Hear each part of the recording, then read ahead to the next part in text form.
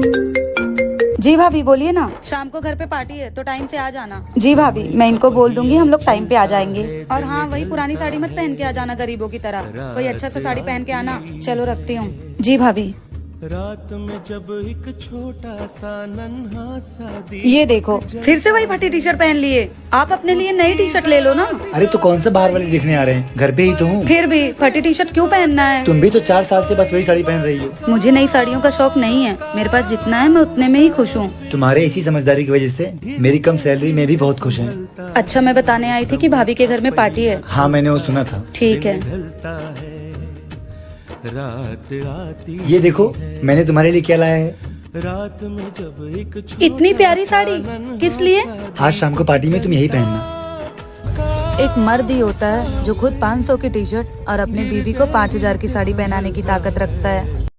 ओ महारानी, ये ना तुम्हारा मायका नहीं है, ससुराल है, समझी?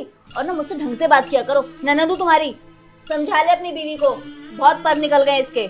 अच्छा ठीक है, मैं बात करता हूँ। अरे सॉरी, मुझे पता है कि तुम्हारी गलती नहीं है, लेकिन अगर उसके सामने तुम्हारी साइड लेता ना तो उसे लगता है कि मैं जोड़ू का गुलाम हूँ। तुम्हें पता है, एक लड़की जब अपने ससुराल में दुखी रहती है ना, उसका कारण न उसकी सास होती है, न ससुर और न देवर न ननद होते हैं। उसका कारण उसका पति होता है। मैं ये नहीं कहती कि आप मुझसे प्यार नहीं करते हो, आप मुझसे बहुत प्यार करते हो, लेकिन पता है आपका कसूर क्या है कि आप कभी भी मेरी साइड नहीं लेते हो। अगर आप थोड़ा सा भी मेरी साइड लो ना तो ऐसे कोई भी मुझे सुना के नहीं जाएगा और मैं ऐसे दुखी नहीं रहूँगी। एक लड़की अपने ससुराल में तभी खुश रह सकती है जब उसका पति उसका साथ दे।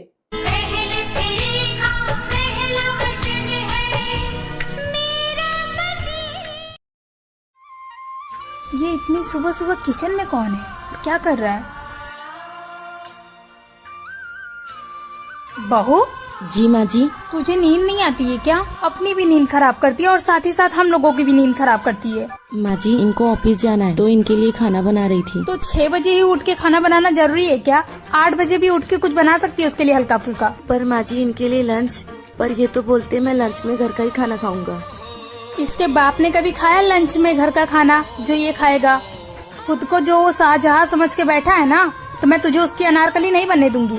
अब भी लेती हूँ मैं उसकी खबर। नहीं माँ जी, आप बोलेंगी तो ये बुरा मान जाएंगे। अगर बुरा मानेगा ना तो 2 जूते लगा के सही कर दूंगी मैं उसको। तू क्यों इतना डर रही है? तुझे कमरे में लेके जाके डराता है ना वो? नहीं नहीं माँ जी। कभी कुछ बोला करे ना तो मुझसे आके बताया कर, उससे डरने की जरूरत नहीं है। ठीक है माँ जी। और चल जा, जाके सो जा, खाना मैं बनाती हूँ उसके लिए। ठीक है। इतनी प्यारी सासू माँ के लिए एक कमेंट। अरे तू अपने आप समझा तू का तो उसी क्यों डराता है, क्यों ना डरात? अगर तुहे क्यों दुनिया में जाना था ना, खाली हमरे नाम से जानू ने, और तुहे क्यों जाना तो ना बहुत रोब झारू तू हमरे ऊपर और हमरे माई के ऊपर। अगर हमसे चाय लेने तो 1 मिनट में उठा के बाहर फेंक दे। यही बोले रहे सुरेंद्र, यही बोले रहे। आज देखा हुआ हॉस्पिटल भर्ती है। अरे पूछा जरूरत क्या रही मेहरारू से बोले के? मेहरारू की इज्जत करे चाहे, आखिर मेहरारू देवी समान होती, निक हो चाहो बेकार। हाँ तब मम्मी तू धो तो ना। हाँ उनका समझे चाहत रहा लेकिन नहीं समझे, आज भोगा था देखा। हाँ। अरे बहू। जी माँ जी। अगर ओढ़ने के लिए कपड़ा कम पड़ गया हो तो मैं मंगा दूं तुम्हारे लिए। क्यों माँ जी? तुम क्या अपने घर में 1 मीटर का घूंघट लिए घूम रही हो? मैंने सोचा मेरे घर में बहू आ जाएगी तो घर की रौनक बढ़ जाएगी, लेकिन तुम तो घूंघट से ही नहीं निकल रही हो। वो माँ जी, मेरी मम्मी ने कहा था कि ससुराल में घूंघट डाल के ही घूमना। तुम्हारी माँ ने कुछ सोच के ही बोला होगा, लेकिन हमारे घर में ये घूंघट उंघट नहीं चलता। ठीक है माँ जी। अब मैं चांद जैसी बहू लेके आई हूँ तो मैं पूरे घर में चमकता हुआ देखना चाहती हूँ। माँ जी, मैंने सोचा था मेरी सास बहुत खड़ूस होगी, पर आप तो मेरी माँ से भी प्यारी हो। चल जा अपना काम कर। बहू जी। ये साड़ी कितनी फीकी लग रही है। अगर मैंने जेठानी जी को ये साड़ी दिया तो वो कहीं मुझसे गुस्सा ना हो जाए, बुरा ना मान जाए। देवरानी जी, नमक खत्म हो गया, नमक का पैकेट देखा है कहाँ है? अरे आप ऐसे क्यों बैठी हो? वो जेठानी जी। और आपके हाथ में क्या है? वो माँ ने आपके लिए साड़ी भिजवाई थी। साड़ी? मेरे लिए? आपको अच्छा नहीं लगा ना? मुझे पता था, मैंने माँ से बोला था। जेठानी जी बड़े खानदान की हैं, उन्हें ये फीकी सी साड़ी कैसे पसंद आएगी? अरे नहीं देवरानी जी, मुझे क्यों नहीं पसंद आएगा, लाओ दो साड़ी। अरे वाह, बहुत अच्छी है। और वैसे भी घर में ना मैं भारी भारी साड़ियाँ पहन के बोर हो गई थी, ये कितनी प्यारी है, हल्की फुल्की। मैं इसमें आराम से घर के काम कर पाऊंगी। ये साड़ी मुझ पे अच्छी लगेगी ना देवरानी जी? हाँ, आप पे बहुत अच्छी लगेगी। Thank you. देवरानी और जेठानी अगर बहनों की तरह रहें तो ससुराल में कभी लड़ाइयाँ नहीं होंगी। क्या आप मेरी बात से सहमत हैं? ये साड़ी कितनी फीकी लग रही है। जेठानी जी, मुझे कुछ अच्छा नहीं लग रहा था। क्या मैं कुछ देर आपके रूम में बैठ सकती हूँ? अरे हाँ, इसमें पूछने की क्या बात है, आओ। क्या हुआ देवरानी जी, रो क्यों रही हो? जब से इस घर में आई हूँ तब से सिर्फ आंसू ही आंसू मिले जा रहे हैं। इन सब का दुख नहीं है मुझे, मैं सब कुछ सह लेती, लेकिन आज ननद जी ने तो हद ही कर दी। क्या किया उन्होंने? मेरी माँ ने मुझे एक चैन दिया था और कहा था कि इसे हमेशा गले में डाल के रखना, लेकिन आज ननद जी ने तो उसे भी ले लिया। ननद जी ने सिर्फ तुम्हारा चैन लिया है, माँ तो तुम्हारे पास ही है ना। अगर माँ जी मांगती तो मैं उन्हें सब कुछ दे देती, लेकिन वो मेरे माँ की निशानी है। देवरानी जी तुम रो मत, सब सही हो जाएगा, थोड़ा वक्त दो। अब तुम दोनों बहुएं घर की चुगली ही करती रहोगी या घर का काम वाम करोगी? जी माँ जी, मैंने आधा काम कर लिया है, वो बस कपड़ा ही धोना बाकी है, मैं जाके धो देती हूँ। अगर आपको मेरी वीडियो अच्छी लगती है तो मेरा चैनल सब्सक्राइब कर लें। देखा चढ़िया रेस कैसे लखाता है। मर्द किसी मतिये फूटी रही जाओ तो उसी बिया हो ये बिया पहले बताते रहे हमरे फ्लाइट बाटे, हमरे स्विमिंग पूल बाटे, हमरे 4-4 चक्का की गाड़ी है 4 थे। का बाटे तोहरा? ये झोपड़ी बता दी रहा फ्लाइट है और नलिक बता दी स्विमिंग पूल है, भैंसी पड़ो बता दी 4 चक्का की गाड़ी है। बैगन ई कुल नाटक के तो है का मिले बतावा, बताओ का मिले है। अरे बेटी की मम्मी क्या इतना बिगड़ी है, अगर हम इतना फेंके हो झूठ न बोले हो तो तू हमें मिलतू।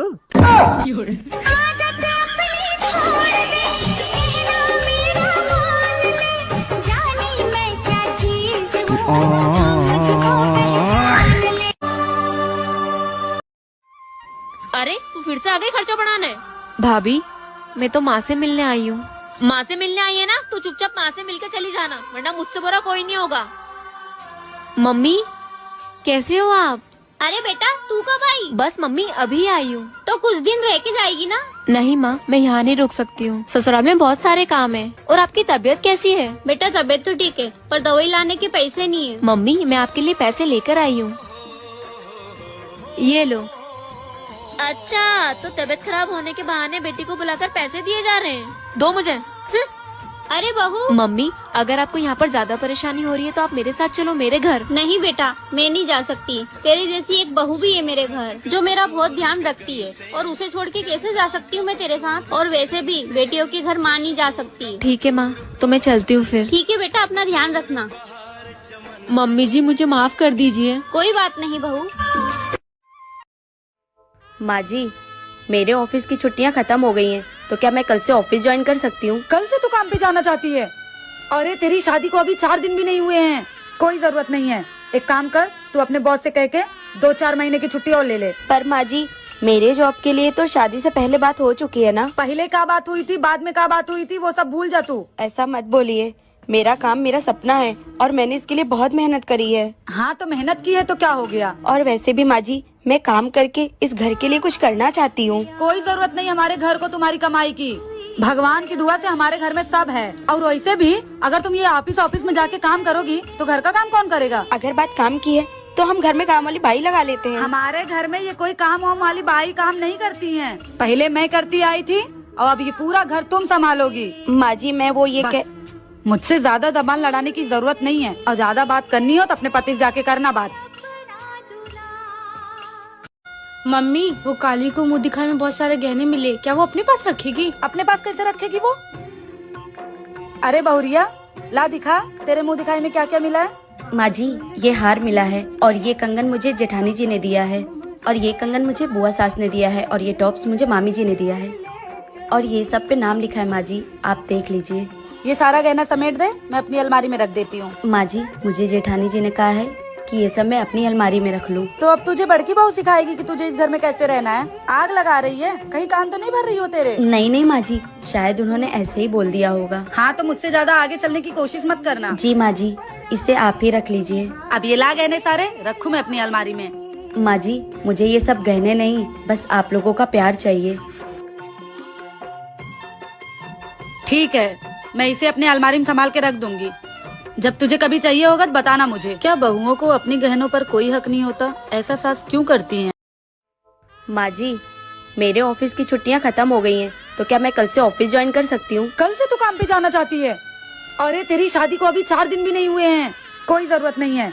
एक काम कर, तू अपने बॉस से कह के 2-4 महीने की छुट्टी और ले ले। पर माँ जी, मेरे जॉब के लिए तो शादी से पहले बात हो चुकी है ना। पहले क्या बात हुई थी, बाद में क्या बात हुई थी, वो सब भूल जा तू। ऐसा मत बोलिए, मेरा काम मेरा सपना है और मैंने इसके लिए बहुत मेहनत करी है। हाँ तो मेहनत की है तो क्या हो गया? और वैसे भी माँ जी, मैं काम करके इस घर के लिए कुछ करना चाहती हूँ। कोई जरूरत नहीं हमारे घर को तुम्हारी कमाई की।